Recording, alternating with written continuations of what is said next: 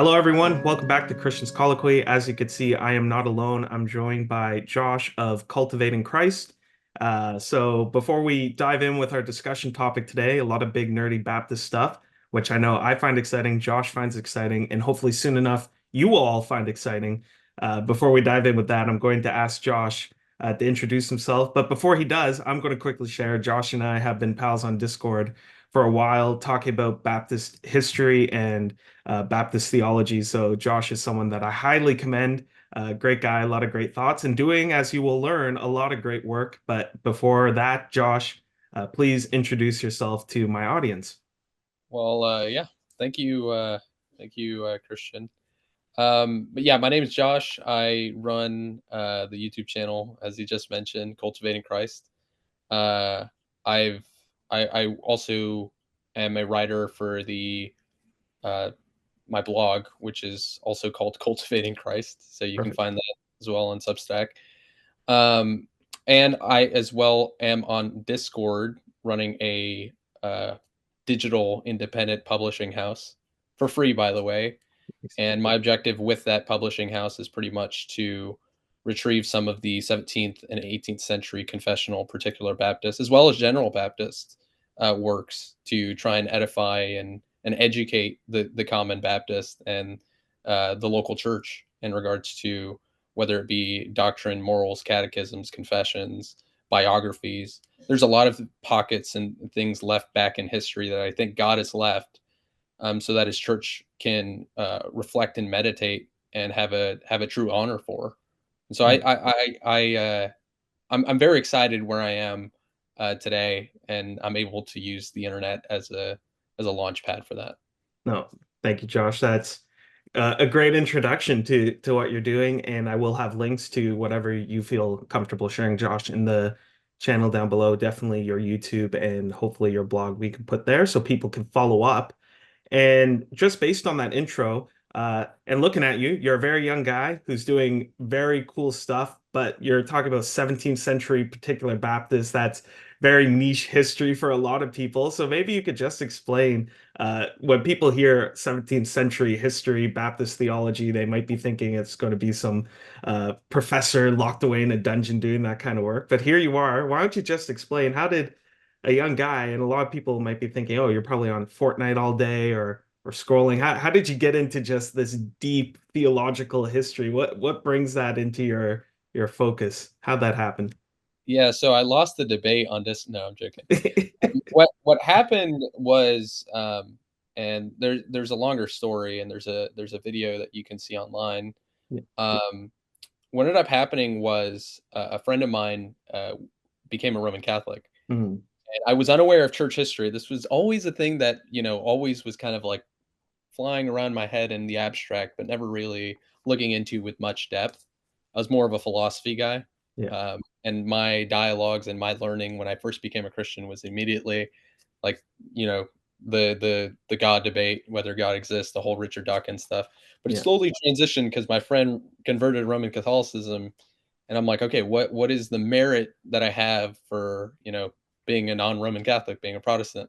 And so that got me into looking and reading pretty much some of the confessional reformers, looking at the Lutheran confessions, looking at the Lutheran catechisms, looking at the Westminster Confession, looking at the Westminster Catechism.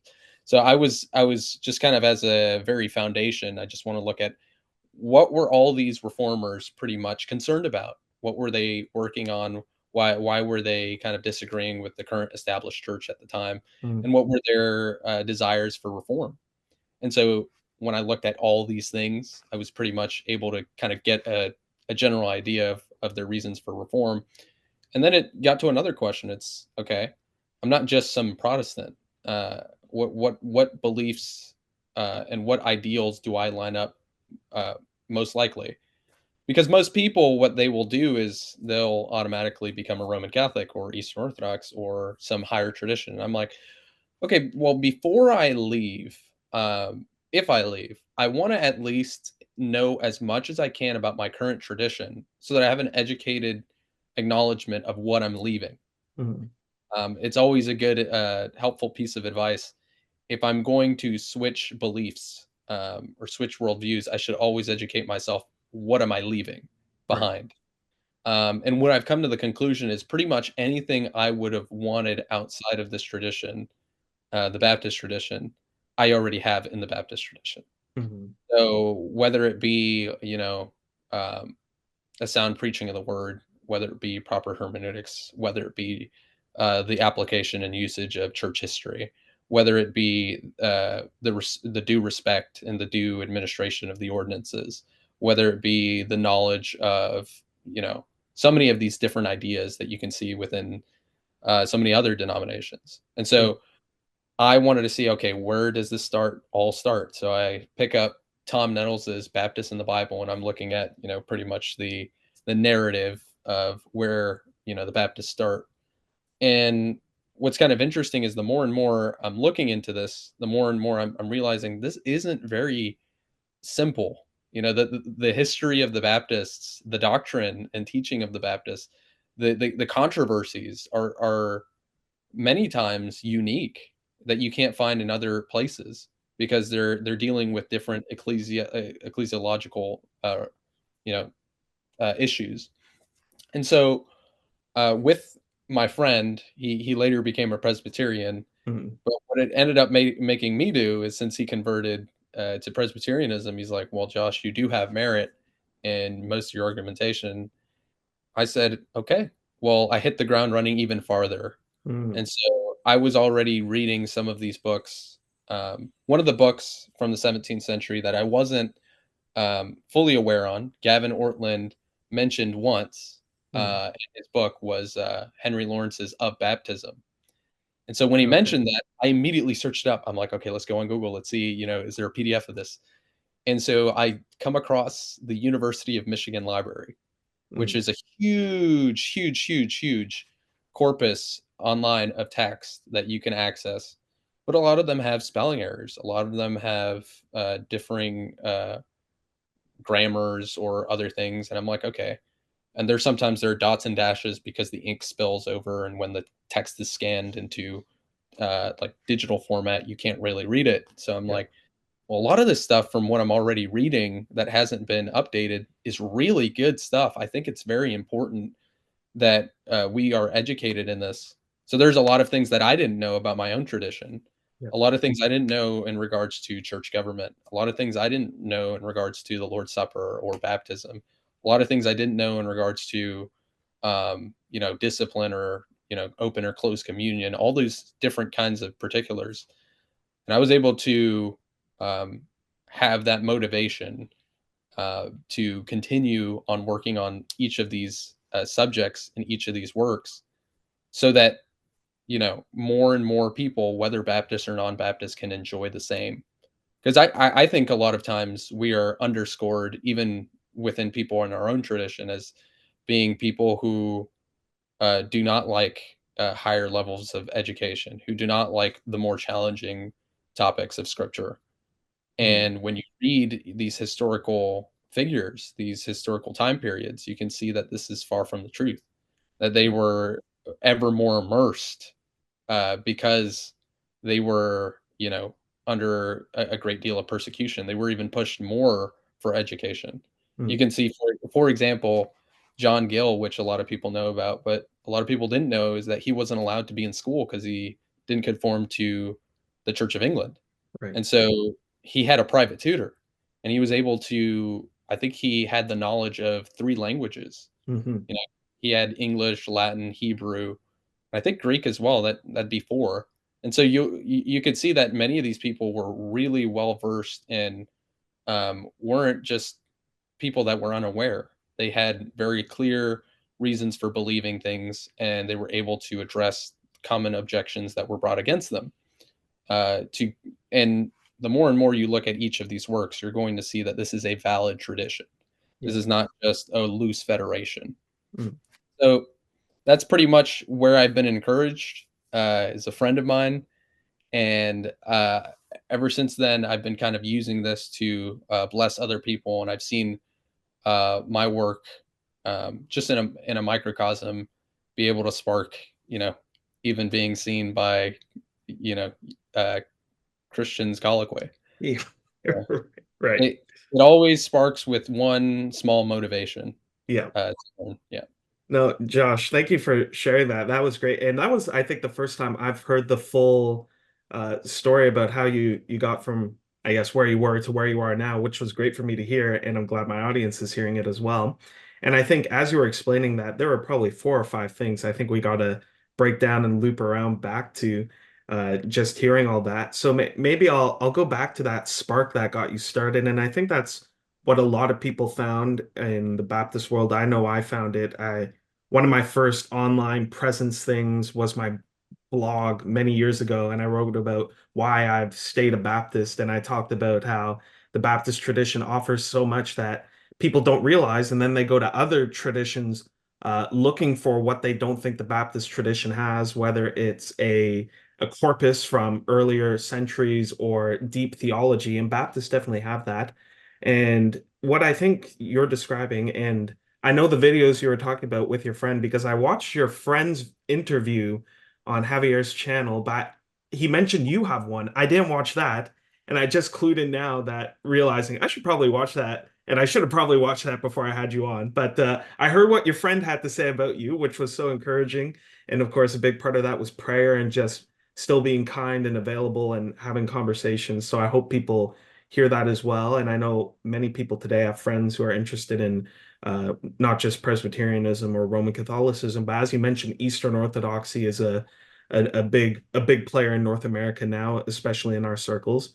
But just thinking about that, and I think we're at a wave now where a lot of our friends, maybe 2 or 3 years ago, or maybe even more recently, who checked out those traditions, whether Roman Catholicism, Eastern Orthodoxy, and of course, a bit closer to home, we could say Presbyterianism or Anglicanism in that Protestant Reformation kind of world. I've seen a lot more people coming back to the Baptist world or realizing that even if they're not coming back, maybe they didn't give it a fair shake. Maybe they didn't take in everything that the Baptists have to offer. So maybe we could just quickly talk about that and maybe unpack that a bit more.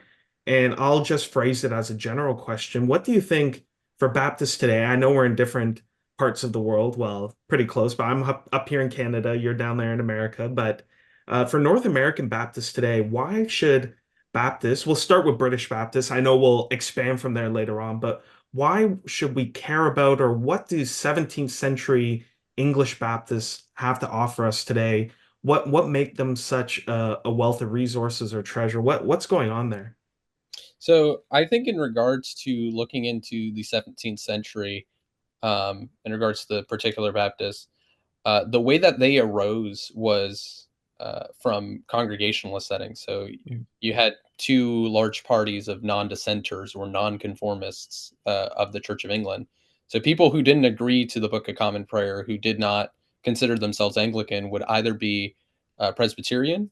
So you would be confessionally reformed, with Presbyterian polity, or you would be a congregationalist, sometimes called an independent, mm, which would be groups of Christians who were more independent in their polity. So they didn't believe in, didn't have a robust view of having a multiplicity. You would have multiplicity of elders, but they wouldn't appeal in the same way that Presbyterians would a general assembly or a synod. So each congregation would be the fundamental structure of what the church is.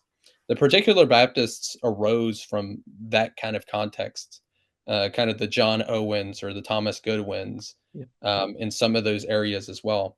And in that, there's a particular church called the Jesse Lathrop Jacob Church. You can see Mhm, this in the Orthodox Radicals.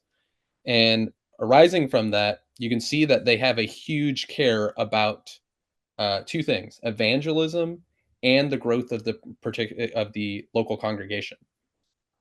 Why is this important for us today as North American Baptists, that we have a care for the gospel and we have a care for the local church? mhm, Number one, that when we see in Christ's institution, to go therefore and make disciples of all nations, he doesn't establish loose disciples. He doesn't establish just a few people here and there once in a while. He establishes uh, a universal group of Christians, and in particular, each of these Christians will find themselves in common communion and common congregation, so that there is a weekly basis by which they meet. Now, the question also arises, why did Christ institute us to meet every week? Why is it not once a year? And so you can see that the particular Baptists are answering these questions. Mhm. You can see Benjamin Keach's handbook, his church handbook, The Glory of a True Church. And he will show, what did Christ institute in his church? He instituted the work of a pastor, the work of a deacon, the work of the local congregation as a whole. Why is discipline needed? What is the purpose of the Lord's Supper? What is the purpose of baptism? All these things they're trying to figure out in regards to what has Christ instituted for the local church, and what is the authority that Christ has given his local church. And so for the North American pastor or layperson or deacon, whatever uh, you have the blessing to look back and see most of the controversies being resolved by a few things. Number one, a common confession. Mhm. So each of these particular congregations were able to establish associations. Right. So it wasn't totally anarchy, which one church is totally, completely and separate, distinct. They would be working together. If we have a common confession, we have a common purpose. If we have a common purpose, we should each strive to look more and more for the care of the others. One of the 17th century particular Baptists uses the verse of the Song of Solomon. And I think you mentioned it in one of your books or in one of your videos Yeah. where it says we should care for our little sister.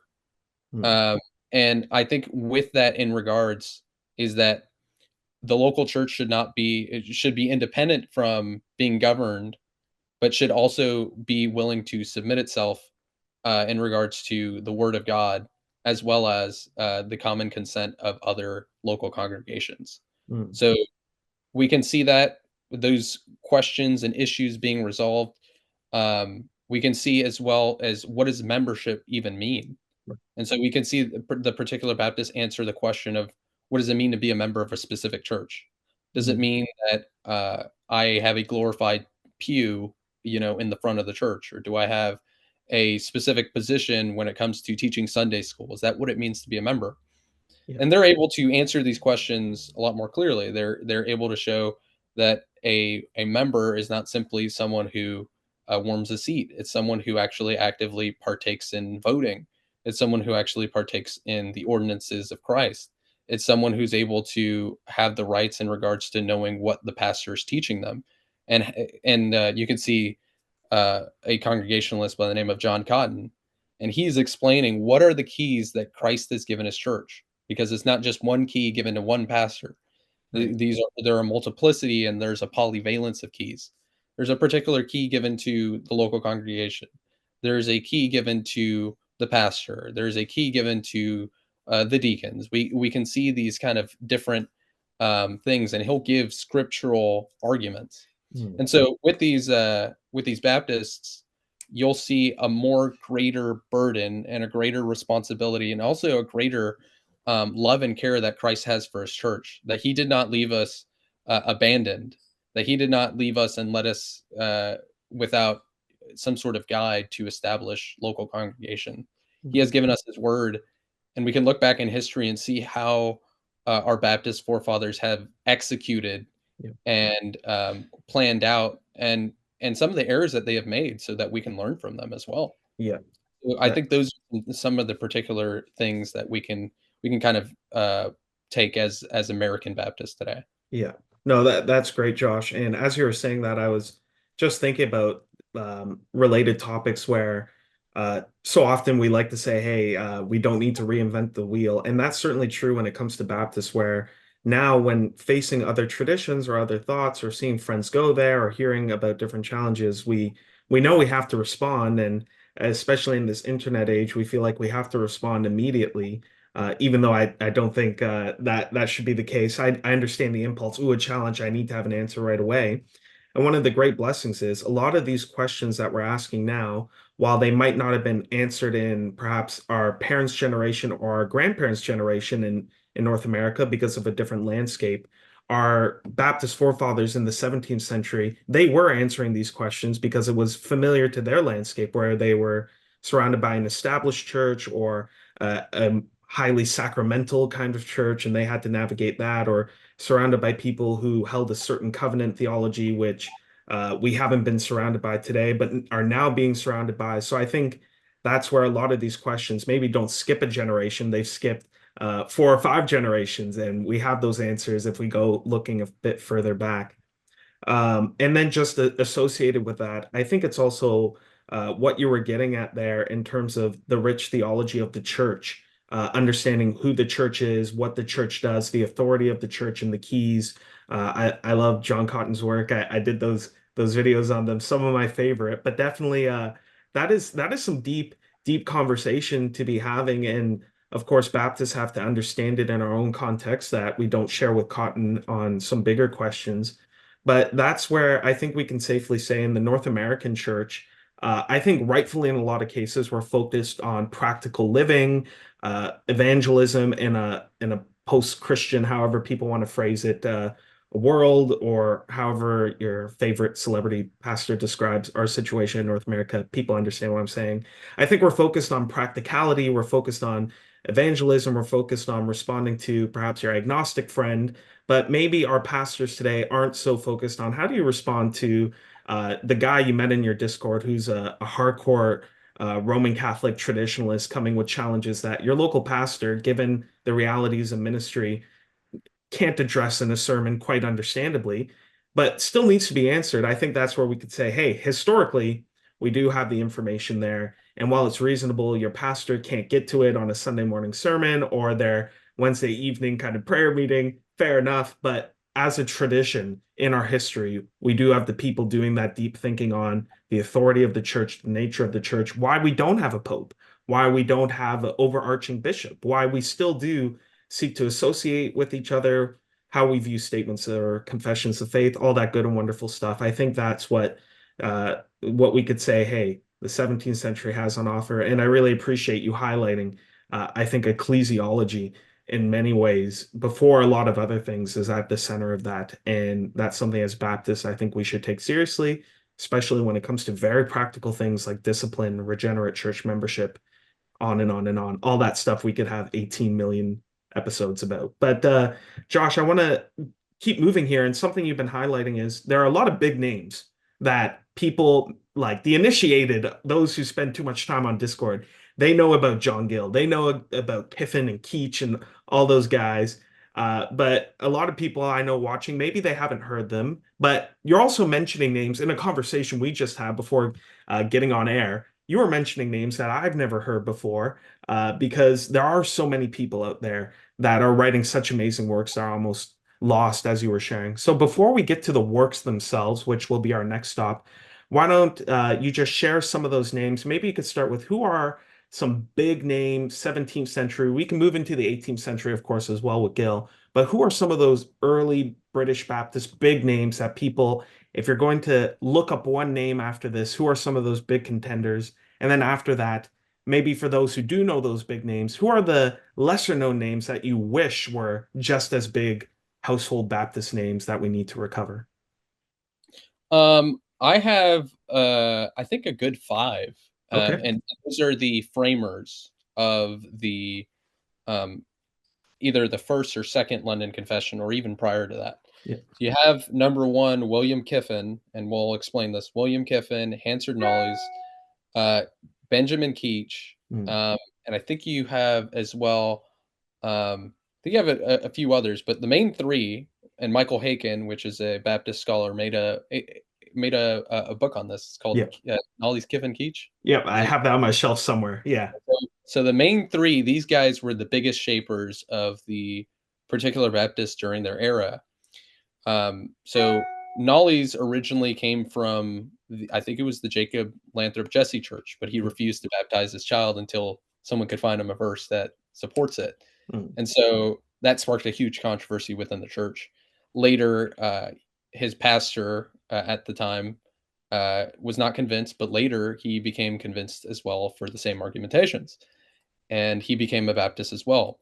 And so later down the line, Knollys is one of the early framers, and he was responsible in regards to uh, pretty much developing a a stronger ecclesiology of the church, as well as a good orator of Scripture. You could see one of his sermons called "Christ Exalted," where he Mm, goes through different passages of Scripture showing, the glory and goodness of Christ. There are other polemical works that he worked upon as well. He was someone that had a very particular view on his commentaries of Revelation, a very unique view of Revelation. mm, It's not. I wouldn't say I agree with it, but you can see pretty much the confidence in which he had, even though he was such in a minority position. And you can see the kind of the historical sketch around him of what influenced his ideas of his eschatology.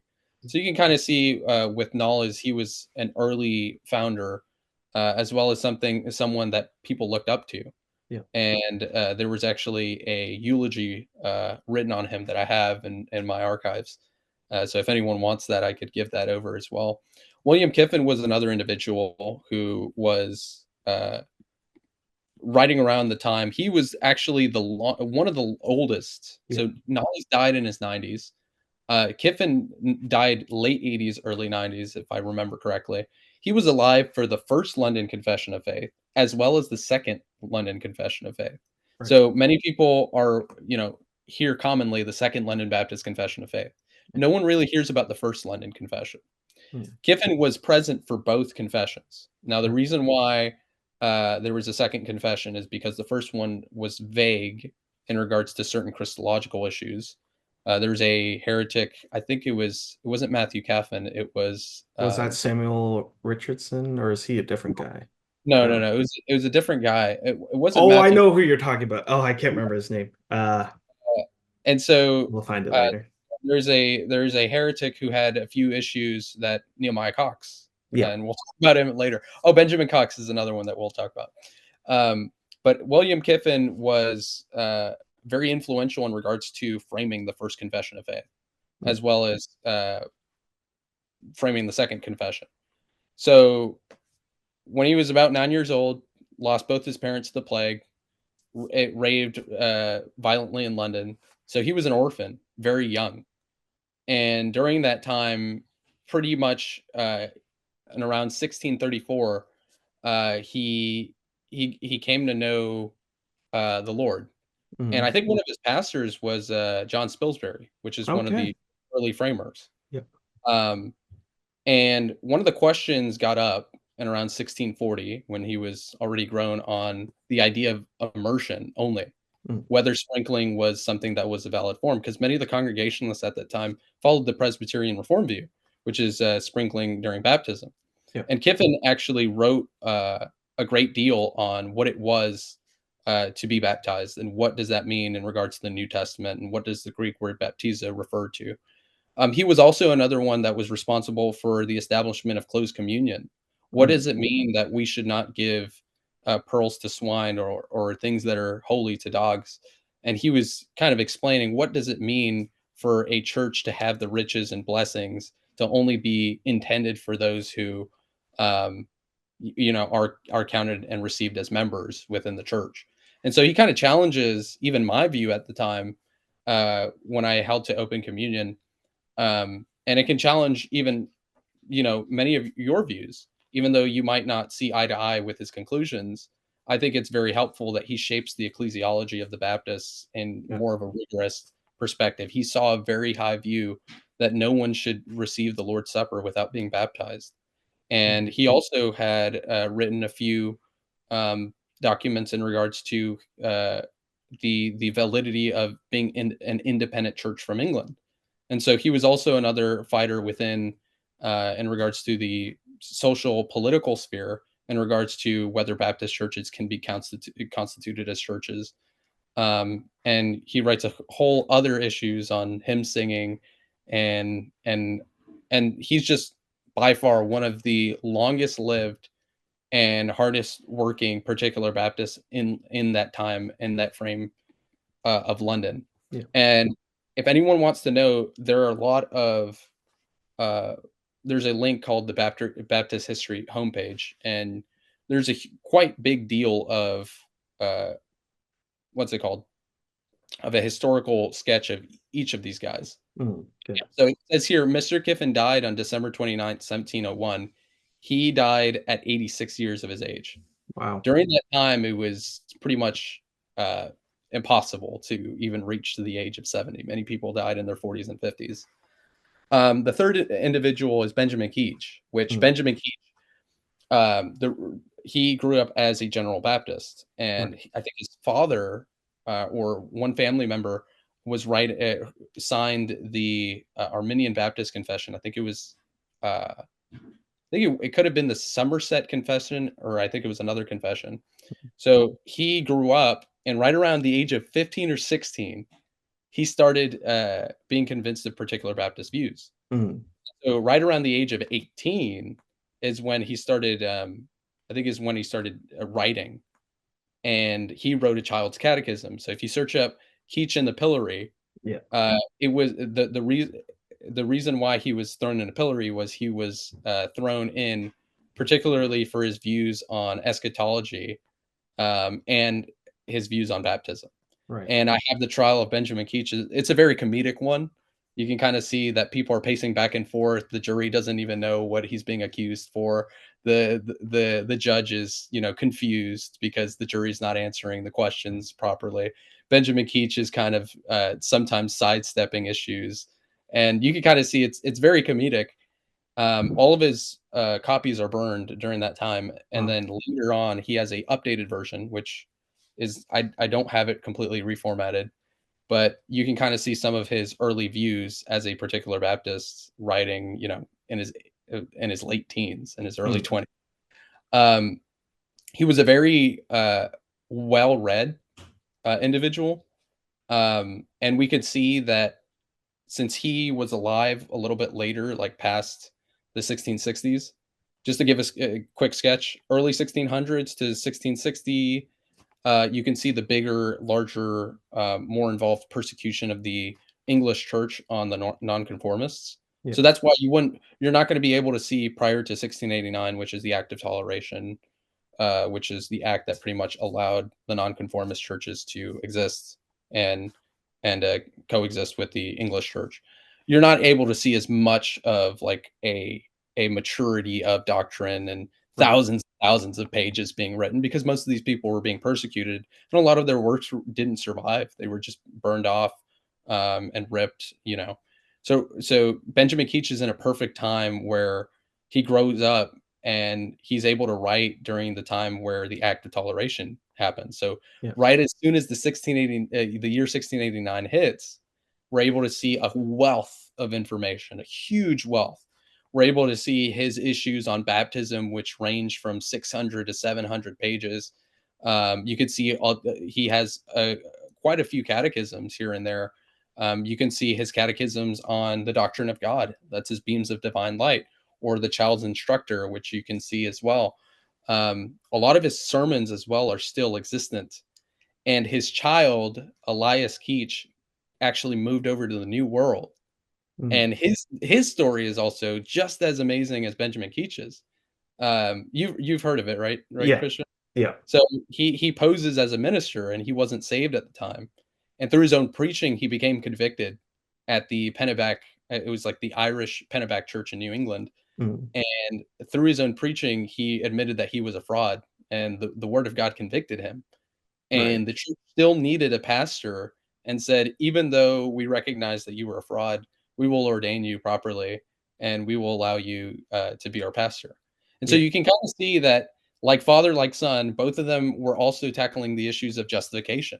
Hmm. Uh, so Benjamin Keach writes, the Marrow of True Justification, and then another writing called A Medium Betwixt Two Extremes, where he tackles some of the disagreements that he has with Richard Baxter and some of the other nonconformists and even Roman Catholics about the doctrine of justification. Elias Right. Keach as well tackles on a few of the things.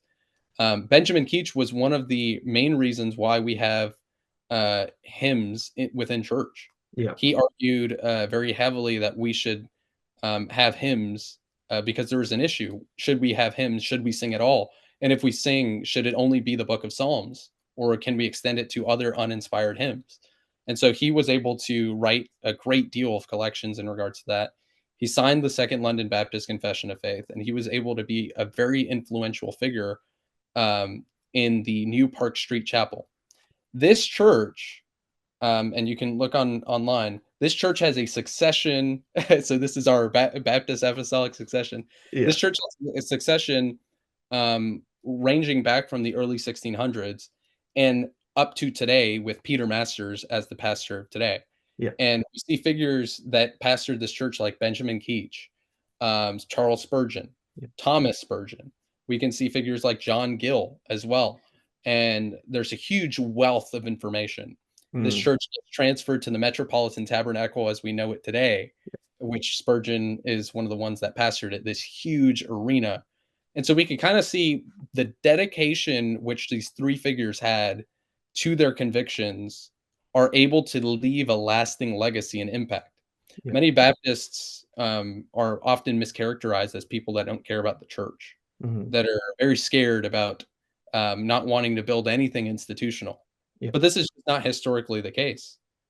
We can see very clearly that many of these churches had in mind the regard that there were going to have offspring that would take over their positions and be able to continue the work that they left behind. So that's why you can see within the 1689 confession in their introduction is that they say the only sin that we uh, are guilty of is that we haven't tried hard enough to catechize our children and to teach them the ways of the Lord. And Mhm. so we should always make an effort to leave whatever we worked upon to leave it into the hands of our children so that we can entrust them and have them teach others who can do the same likewise. So we Yeah. can see with just three individuals, we can talk on and on and on about these other figures as well. Um, and there's just a huge wealth of information. Yeah. Um, yeah. No, Josh, that is a great introduction, and I think those are the big three that people really need to know in terms of Baptists and what we could call our that direct line of succession in terms of especially thought, where you think of Baptist churches today and what we do and how we practice and even how we speak and just thinking about hymns, if it weren't for these three guys, in a lot of ways, Baptists would look very different than what they could have otherwise looked like. And I think something that you're also impressing upon us, and we'll get to this shortly, is that despite persecution, which happened on both sides of the Atlantic, from the pillory to churches being burned down, to people being accosted in all sorts of violent ways by state churches and other actors, despite all this, Baptists were pumping out all sorts of work. And whenever they had a chance, so you think of 1689 toleration, as soon as they get that chance, it only explodes from there. So a lot of times you hear people saying, well, Baptists, yeah, super great, but you have to rely on Reformed Presbyterian works to have a theology and just adapt that. Well, as we'll discuss later on, there are so many Baptist works out there that get into these deep questions, and it's just unfortunate, really, that we don't have easy access to them for now. Anyway, thanks to Mhm. people like Josh. So before we get there, though, before we got on, and this is something we're both interested in, and something we talk about quite a bit. I remember a voice call we had a little while ago, is that beyond British Baptists and beyond, of course, American or Canadian, North American Baptists, there are many other Baptist figures out there, Baptist traditions, smaller inside traditions who are all over the globe. And people, if they've been following my channel a bit, I talked about George Lyle going to Jamaica and then Jamaican Baptists going to Cameroon. I love stories like that. And we, of course, talked about other in the Spanish-speaking America, there are different Baptist figures and stories we need to know. European Baptists on the continent, we just chatted about. And maybe there were two stories which we just happened to talk about, but I think my audience would love to hear them in France and then in Germany. So why don't we share a little bit about that, Josh? And I think if there's any reason, if people weren't already excited about Baptist history, hearing about those big three guys, um, the three Ks, but gotta be careful with that. But why don't we yeah, not I don't think that'll stick as a nickname. But why don't we talk about those two other Baptist figures you just told me about before we get to the books? I think that will cement in people's mind that there's a lot going on and a lot of cool stories that they should get to know. Yeah, so in France, we have an individual, and you can search him up on the Post Reformation Digital Library Mhm. online, the PRDL. Search up Charles Marie Devale or Duvale, some people call him. He's writing around 1630s to 1685, so right around First London Confession, right before the Second London Yeah. Confession.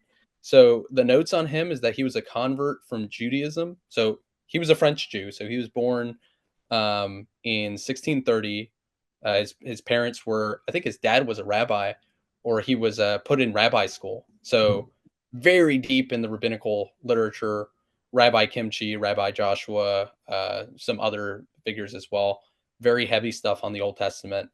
So he has a very big, large background in the Old Testament and rabbinical law and Jewish history as a just as a backdrop. And then later we can see the other aspect that later down the line, I think he is studying at a university.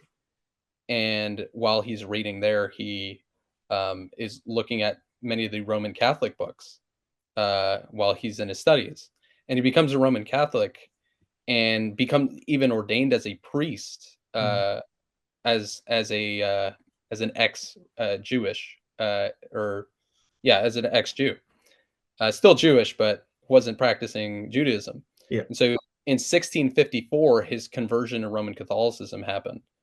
And about 20, 30 years later in 1677, uh, I I don't have all of the dates, but I do have an article and pages talking about how his conversion from Roman Catholicism led him to um, become uh, a reformed, a French reformed individual.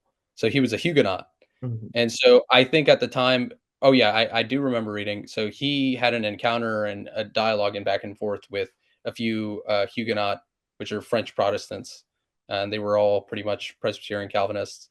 And so he converts and is convinced of their argumentation. So around 1677, he's writing as a reformed individual, uh, and he is a pastor at the time.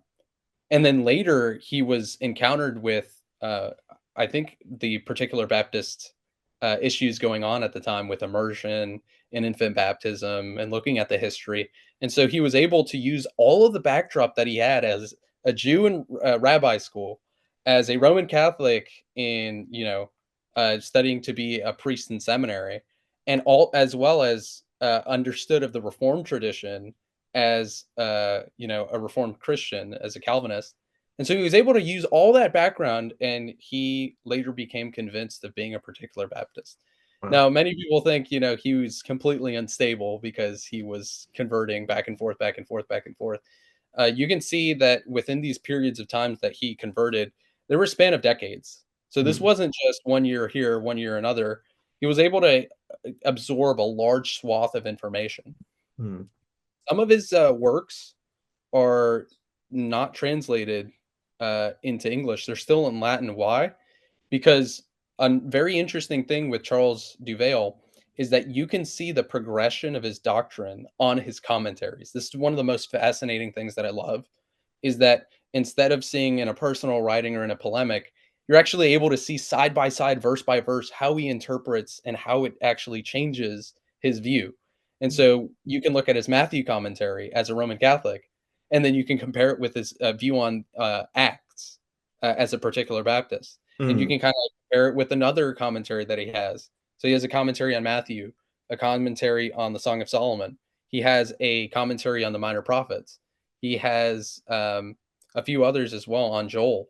And so you're able to see all these other editions of his work, and you can see the progression of how he becomes a particular Baptist. Mhm. And his commentaries are so rich because he's able to say, well, here's a rabbi who comments on this Hebrew word, or here's a rabbi that comments on this custom, or here is a church father that talks about this specific Greek word. And so he's able to use the versatility that he's been given in all these traditions and education and actually help and aid many people. He's written of positively by Benjamin Keach as being one of the learned people. And I think Charles Marie Duvail actually cites positively of Nehemiah Cox, Oh, wow. saying that he is a very learned individual, and please refer to his discourse on the covenants. So Hmm. Duvail has been in circulation in regards to the particular Baptist world. He wasn't just some isolated guy in France. He was Right. actually able to work back and forth with many of these individuals. I don't even know if he spoke English or not, but there was some way, shape, or form that he was able to, be in constant correspondence with many of these individuals. He was able to share a lot of his works with others. Benjamin Keach was heavily relying on the works of Deale, and you could see other particular Baptists as well quoting him as Yeah. well. And so you can kind of see the very uh, tight usage of many of the stuff that he's been given. And so I think he's a very good powerhouse when it comes to various explanations. Yeah, and what I love about that is it sort of breaks the idea that, oh, we're just talking about British or English Baptists in isolation. We could already see that the community, even as early as the 17th century, was going over the channel and bringing in multiple different languages there, if Duvel spoke English or not. But clearly there was French works and Latin works and English works, and there were conversations happening over borders. So that's already fascinating, and I know a lot of people will be interested in hearing that, especially that German from journey from being in a devout Jewish family to Roman Catholicism to French Reform to particular Baptist. That's a journey that uh, I haven't heard too much of before, but I actually knew someone who followed a very, very similar journey, but it continued on from there in many different directions. But that is absolutely fascinating. And the other story you mentioned, of course, for me hits very close to home. You mentioned a German Baptist, so why don't you fill us in about that? I'm sure for my audience, they'll be quite interested in that too. Here's a pattern that you'll pick up when you're looking at the 17th century particular Baptists. Yeah. They used to be aware, so it used to be that Presbyterians would convert into Baptists. Today we hear that Baptist converts to Presbyterian, or they convert into Judaism, or they convert as Roman Catholics. Yeah. And the reason for that is because uh, the best of the best of the Presbyterian was going to the best of the best of the particular Baptist argumentation. So Mm, the particular Baptists were surrounded by all of these arguments and all of these different things, and they were under persecution. So that meant they had to be more careful in regards to their usage of words, their mm, carefulness of speech, and the ways and works that they were able to use in correspondence back and forth. So we'll talk about in Germany, yeah. and this is a very, very, very interesting thing in Germany. You can see my Substack blog on this. There's a man who his name is Johann Gerhard Onken. Mm, Johann Gerhard Onken. So Lutheran name, and he grows up Lutheran as Lutheran, very, very, very, very strict Lutheran. He's writing in the 18th century. Um, or I think it's is it 18th, 19th century, 1800s. He's writing in the 1800s. yeah. So Johann Gerhard Onken is early 1800 to 1884. So he lived 84 years. Yeah. He was known as the father of German Baptists, or the apostle of European Baptists, or the father of continental Baptists. Yeah. So he grew up as a um, so he was in a town called Duchy, my German's horrible, of Oldenburg. Okay. So what was interesting is that he first attended the Church of Scotland, but Mm, growing up, he was a very strict Lutheran. But he first attended on his way in Scotland because he was working with merchants. So he was apprenticed by a Scottish merchant. So when he moved over to Scotland, he was able to, see the Reformed view, and he was also looking at the writings of James Hervey, which was an Anglican. So you can mm, kind of see the backdrop of many of these particular Baptists had a very a huge consciousness. It wasn't this isolated decision that he had, in a corner or in the room in the dark somewhere. He was able to read many of these literatures. And then when he moved to London, he attended worship at a Congregationalist church. mm, But in 1820, so he was 20 years old, he got converted by the preaching uh, of a minister at Great Queen Street Methodist Chapel in London. mm, So when he got converted as a Christian, he was still, with all these things in his mind, trying to establish for himself what are the doctrines that are taught by Scripture. And so he's looking at the very fundamental basics. Many of the particular Baptists will look at Hebrews 6 for the fundamentals. So it's like baptisms, laying on of hands, the resurrection of the dead, repentance from dead works, all those things. So one of the things that he's looking into is baptism. And he's saying, well, what merit do I see in the New Testament of infant baptism? And so he wasn't convinced from many of the argumentations, and he was aware of them. It's not that he wasn't aware of them. He was looking at Anglican works. He was, studying, and he attended Scottish churches. And so he was aware of all the liturgical reasonings why infants were being baptized. But he said, I can't find this by scripture. And Mm. so later down the line, his doubts got him to a solid conviction that infants shouldn't be baptized. And then looking at his own baptism, since he was not convinced that it was a baptism, he said, what should I do in this situation? Now, there's this very similar situation that happens over in Amsterdam in the 15 or 1600s, and that's with John Smith. Yeah. And what does John Smith do? He baptizes himself. But Johann Gerhard Oncken did the opposite. He said, I know that I should be baptized as a believer, but I'm not going to baptize myself because I don't even see that in scripture either. Right. So his strictness and his hermeneutical principles got him to hold to believers' baptism. And so he was baptized by a few other ministers while he was in England. And so he was able to, and at the time when he was converted, there was no English Baptists trying to influence him here and there. So he was Right. completely like no existing contact. Um, Now, what was interesting is that the evangelical Christianity of Scotland, when he was there at the time, was influenced by the Haldane brothers. Yeah. And if you don't know who the Haldane brothers are, the Haldane brothers were over in Scotland who dissented from the Paedo-Baptist churches. I think it Mm. was either Presbyterian or either the Church of Scotland or the Glassites, which was kind of like a smaller sect Yeah. of independence. And so Onken apparently arrived at a Baptist position on believers' baptism by degrees through personal Baptist study or Bible study. Right. Um, and so even though he was still a member at the church at the time, but he started discussing it with his pastors, and his pastor even became convinced that he should be baptized by immersion, and he Mm. resigned from the church and traveled to England to be baptized. Wow. And Onken was able to correspond with James Haldane of Scotland. Mm. And so he was also able to correspond with Joseph Ivamy, and they Right. invited him to come to London to receive believers' baptism. And so more and more you see he's growing in his correspondence, and he's able to um, actually establish a few associations and ministries to bring about this knowledge of the particular Baptists. He writes a German confession, I think in 1847. You can see it on my blog.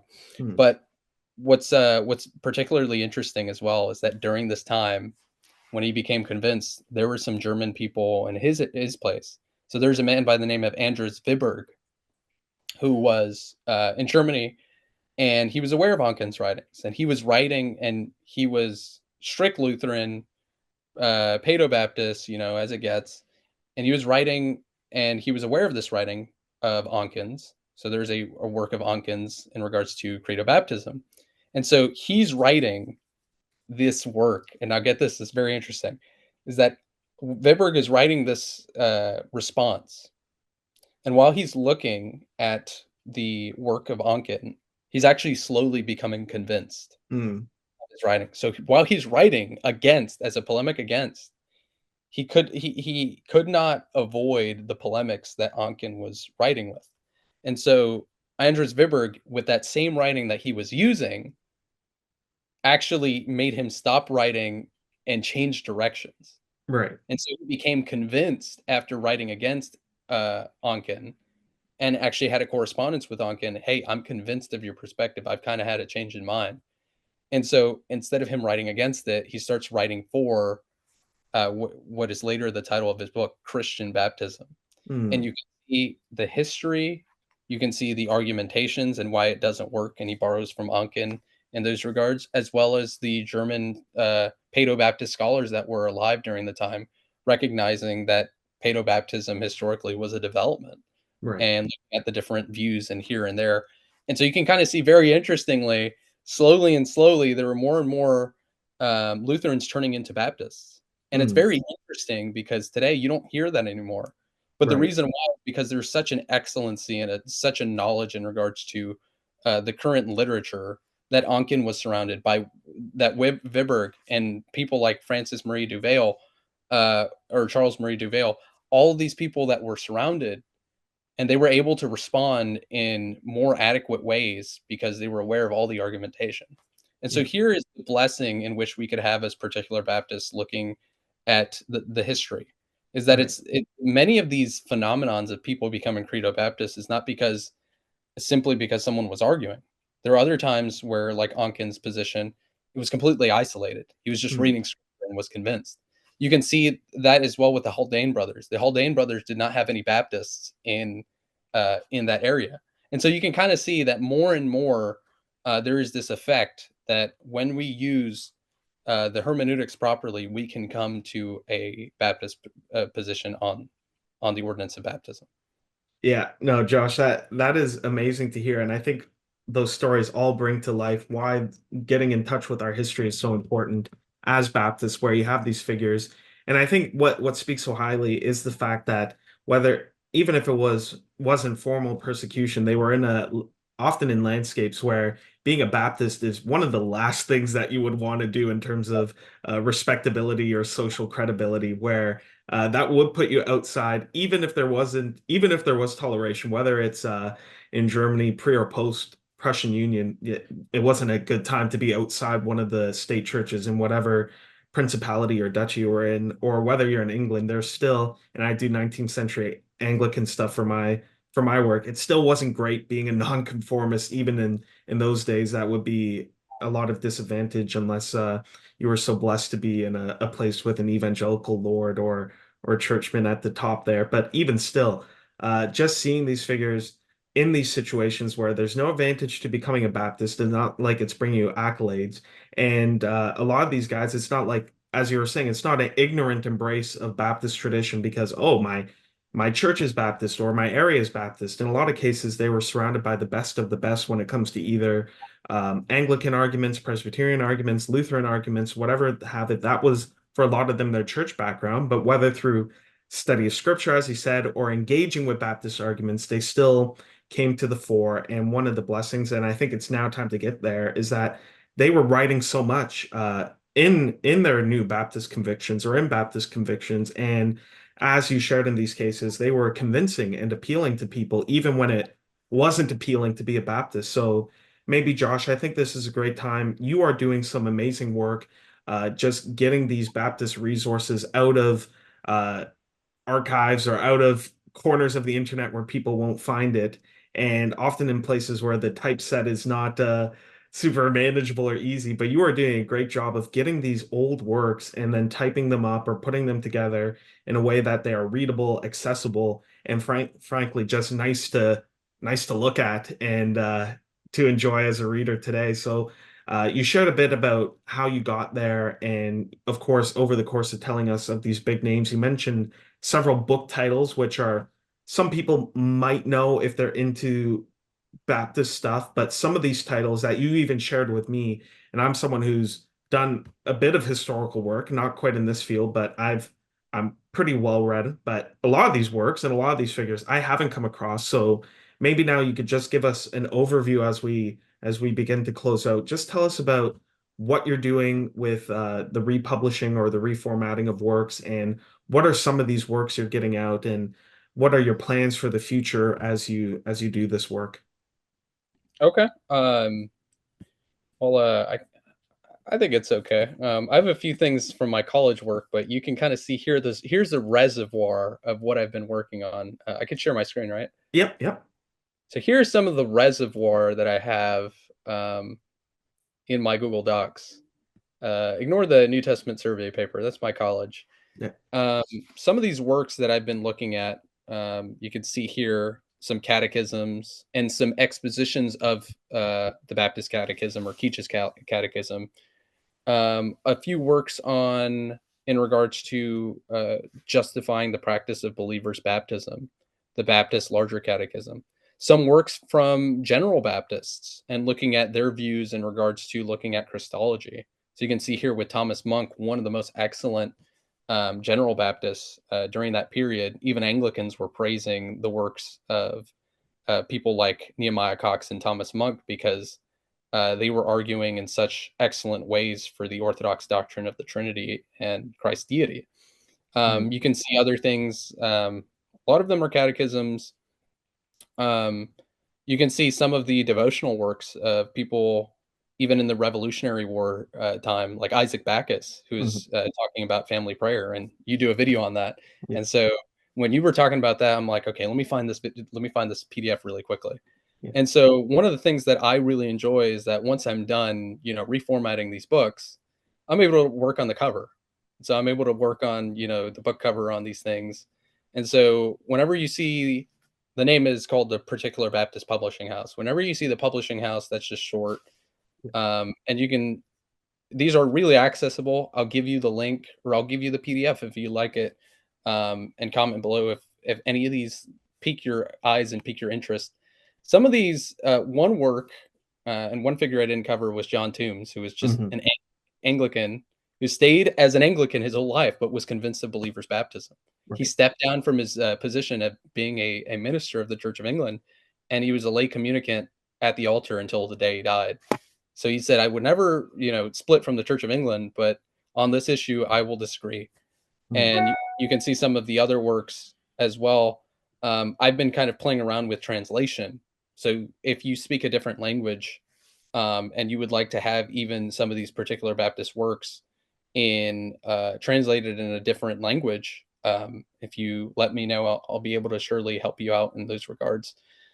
Some works on, a lot of them are just polemics against paedobaptism.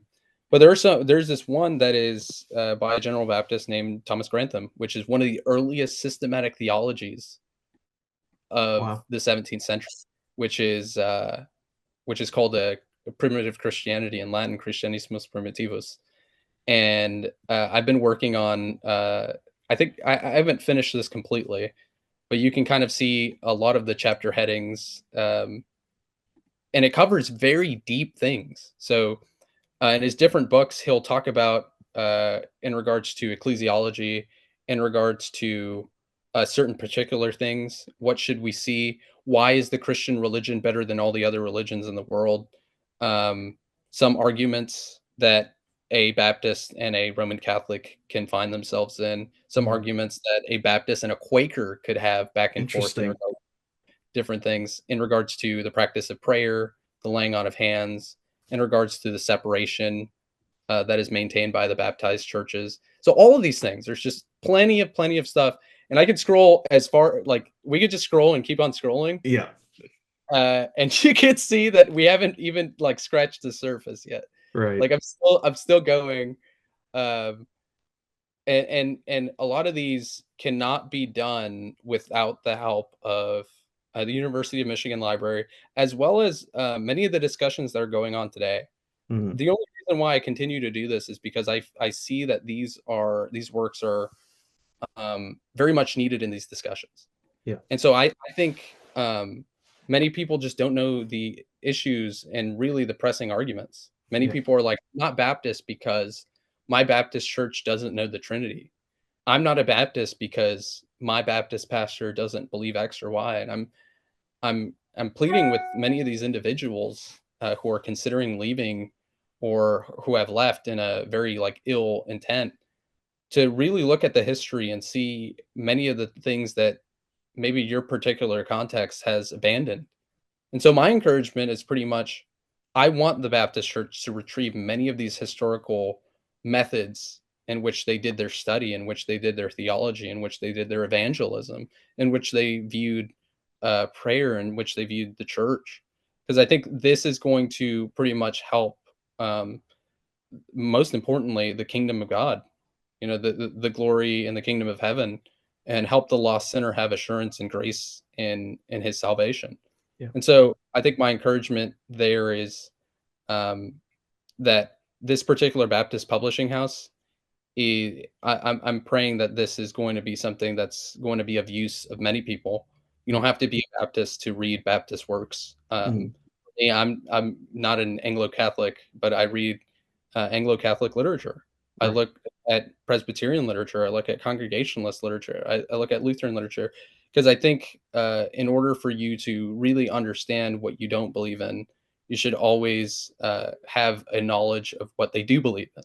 Right. And so I think that's the same way with the Baptist tradition. I think we should always have a knowledge of what we believe and why we believe it. Yeah. Josh, that's great. And thank you for sharing your screen and giving us a walkthrough. And we will definitely stay in touch. And as there are updates with the publishing house and various works, we'll do our best to let people know, whether on your channel and on my channel on the community page. I could always link to that and give people updates. And of course, I hope and imagine you'll be back on Christian's Colloquy sometime again to discuss one of the many rabbit holes we could have went down. But and I've been on your channel recently. I'll make sure that's in the description Oh down yeah. below. We got into some of the Baptist church history we both love. But I think something I need to touch on and something that I think you're referencing, or at least a lot of what you said could allude to, is there's often I one of the things I see what leads people out of their Baptist churches, which in many cases there are healthy churches, which are just perhaps people don't like the style of worship music, which I can understand, or you think that your preacher is a little soft on stuff or light on stuff, which isn't exclusive to Baptist churches. And I think if you were to be fair, I think a lot of Baptist preachers, people don't cut them some slack when they're amazing preachers. You just don't like the style or whatever, or you got used to something online, which how can local preachers compete with online celebrity preachers who blah blah blah blah blah could go on.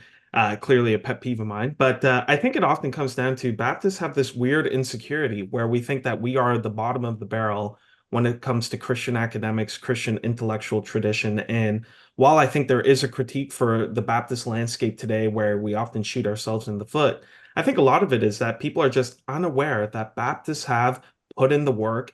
And Baptists today, as you demonstrate, and as we could point to any number of scholars, any number of amazing pastors, I think we both speak incredibly highly of our local churches. Baptists aren't idiots. Baptists aren't willing, are not willing, double negative, but Baptists are willing, I should say, to put in the work. Baptists have put in the work. And I think it's a lot of the main issue is that they're unwilling to look for it or engage with it or take it seriously because of a perception of being that anti-intellectual tradition. We believe the propaganda that people say about Baptists, and we see it online all the time. I highly recommend people check out your I think it was called a serious yet humorful or something along those lines reply to Redeem Zoomer, but which because he went to a beautiful mainline Baptist church, he's now backed up on. I don't know the story of that, but people believe what they hear about Baptists being Methodists who can't read or just being country bumpkins, whatever the stereotypes are. But as you're showing, there are all these works, deep conversations, whether it's covenant theology to Trinitarian theology to ecclesiology, sacramentology, and anything in between or beyond. Baptists have put in the work. Baptists will continue to put in the work.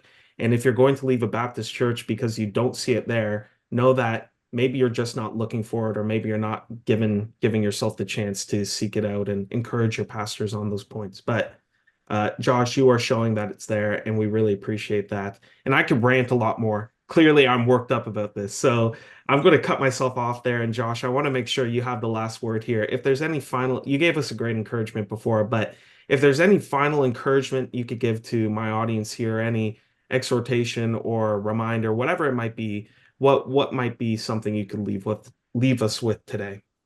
I think an encouragement is that the Baptist church and denomination and pretty much view culture today is still continuing in our modern era. This didn't leave itself and die in the 18th century, Mm, the moment that Keats died or whatever. This is still going on today. We have a resurgence and a renewal yeah, of many Baptist ministers and many Baptist individuals like myself that are wanting to go back into church history and apply some of the concepts there to learn from. A few examples is if you search up the Center for Baptist Renewal, there's a few works on biographical sketches and as well as certain encouragements for the Southern Baptist Convention as a whole mm, to kind of push more and more back to this renewal effort. You can see on Credo magazine, which is Matthew Barrett, and a few other individuals, James Dolezal, are there trying to restore classical, historic Christian perspectives in a Baptist lens. Mhm. That's why it's called the Credo magazine.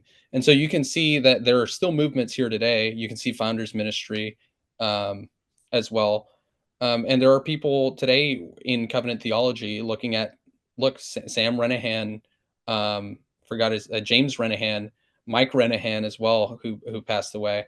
And we could see some other individuals like was it Richard Barcelos Yeah. and Brandon Adams and some other figures as well, looking into uh, works like covenant theology, giving historical sketches and defenses of 1689 federalism and all these different perspectives. So there are still voices out today, but what I think hasn't happened yet is that it hasn't reached the common person's ear. And Mhm. so what our objective and my encouragement to you who is watching this video, please spread the word of what I've discussed and what other people kind of in these circles have discussed, and be able to bring it up in certain conversations. Mhm. Bring it up to your pastor, bring it up to maybe some of the elders or deacons at your church or local sessions or associations, and say, hey, what are your thoughts on XYZ doctrine? What are your thoughts on some of these historic Baptists of the past? What do you do in regards to this situation and that situation? And I think more and more it will encourage your local congregation to conform itself, not necessarily pretty much to anything what a 1700s Baptist church believes, but more and more in line with some of the things and some of the controversies that have already been settled in the past. We can apply and we could take advice from. And so I think my encouragement is pretty much, if you have an issue with your Baptist church, be the one that is proactively working to restore and bring it to proper fruition. Mhm. And that is a great way to end. And I think a very Baptist encouragement to, as we talk so much about church membership and the role of the individual believer and member of a church, that is one place where you want to apply that, especially on maintaining and propagating orthodoxy, small o. So, Josh, thank you so much. That was a great final word. I'm going to leave it there before I start ranting more about Baptist insecurities. So, if anyone is interested in Josh's work, I highly recommend in the description down below. I will leave some links to where you can find him, his videos, but also his writing and a few other things. And I will try to link to some of the websites, resources, biographies that were mentioned over the course of this episode. And as Josh mentioned, if you're interested in anything and want to hear more or are interested in some of the works that he scrolled through, leave a comment. I'm sure either Josh or I will be happy to follow up with you and continue the conversation. But that's it for now, Josh. Thank you so much for joining us. How was that, Josh? Did you have a good time on Christian's Colloquy? Yeah, pretty well, pretty well. And Uh, by the way, my Discord server is open. If you okay, have questions or if you want me to join in VC and we can talk about certain issues.